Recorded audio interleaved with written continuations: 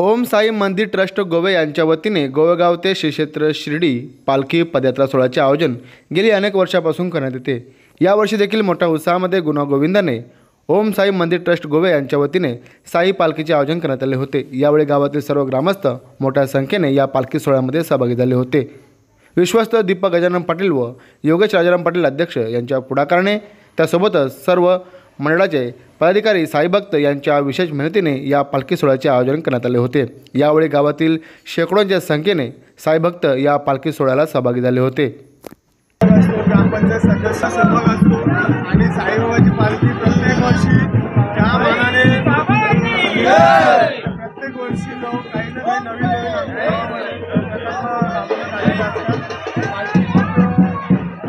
सगळ्यांना एकत्र घेऊन आणि ग्रामपंचायत सदस्य गावकरी तसेच महिला विभाग यांचा सगळ्यांचा सहभाग असतो आणि थाटामाटात बाबाची पालखी बद्दल आणि दरवर्षीप्रमाणे पालखी निघत असते भेटीसाठी सहकार आपल्या गावातून आणि आपण शुभेच्छा देणार। ओम साईराम।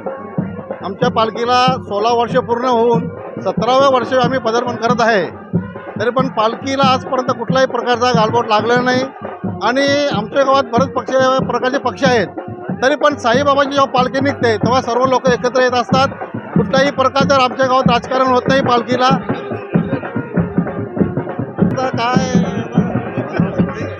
आपल्या गावामध्ये जी पालखी निघत आहे त्याच्यामध्ये सर्व लोक सहकार्य करून या सर्व पदाधिकारी शुभेच्छा देणार। आमच्या गावात दरवर्षी पालखी निघतो। सर्व लोक एक समाधान करतात, सगळी लोक जातात येतात जातात समाधान थाटामाटाने नाचतात उठतात आनंदी जातात सर्व।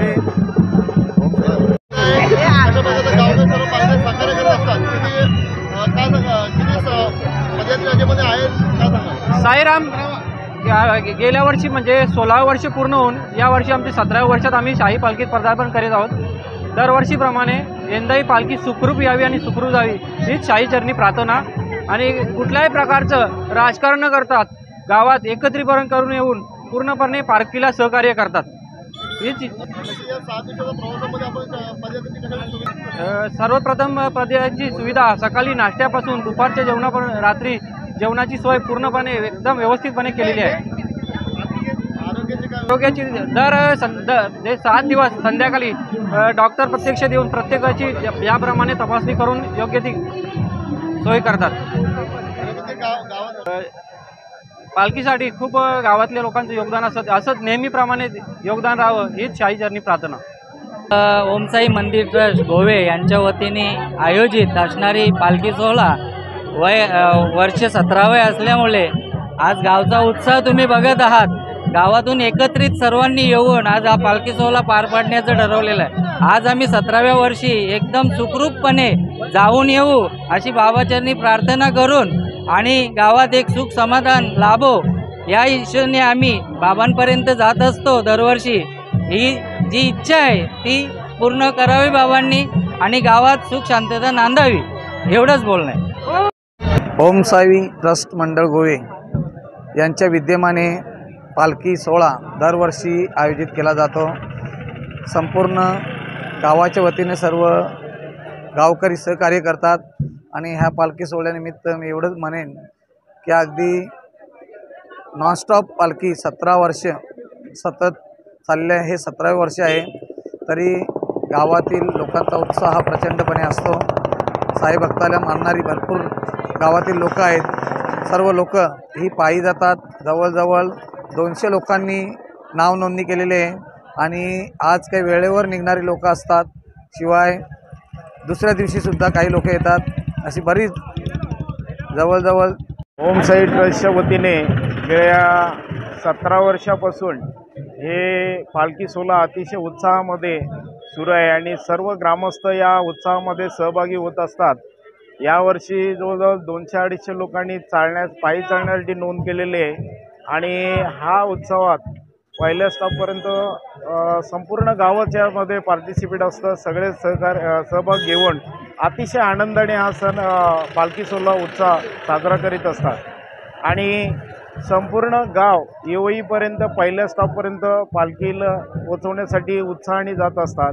आणि खरोखरच या ओम साई मंडळाला धन्यवाद द्यावे तितके कमी आहेत, कारण गेल्या 17 वर्षापासून अविरतपणे ही सेवा ही सुरू आहे.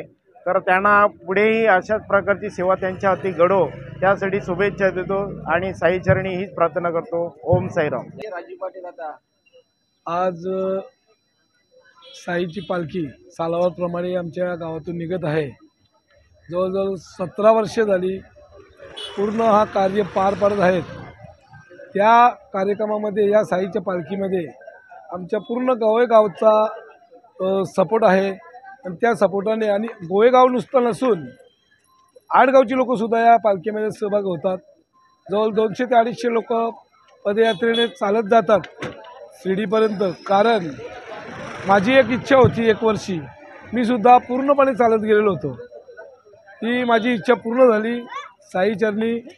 आणि आज आम्ही त्या पालखीचे ट्रस्टला आणि जे अध्यक्ष जे कमिटी आहे त्यांना शुभेच्छा देतो. जय हिंद जय महाराष्ट्र.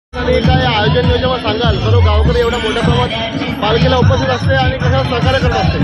गाववाल्यांचा नेहमी सहकारी चांगल्या प्रकारे असतो आणि साईबाबाच्या कृपेने साईबाबाच्या आशीर्वादाने गाव एकदम फुललेला असतो. नेहमीप्रमाणे पूर्ण गाव सहकार्य करतात आणि गावाचं सहकार्य असतो. जाणाऱ्या सर्व पायी यात्रांना साईबाबाचा आशीर्वाद असतो. त्या आशीर्वादाने साईबाबाच्या कृपेने सर्व सुखरूप जावं. या 17व्या वर्षी त्यांना माझ्याकडून माझ्या कुटुंबियाच्या शुभेच्छा देतो आणि तिथंच थांबतो.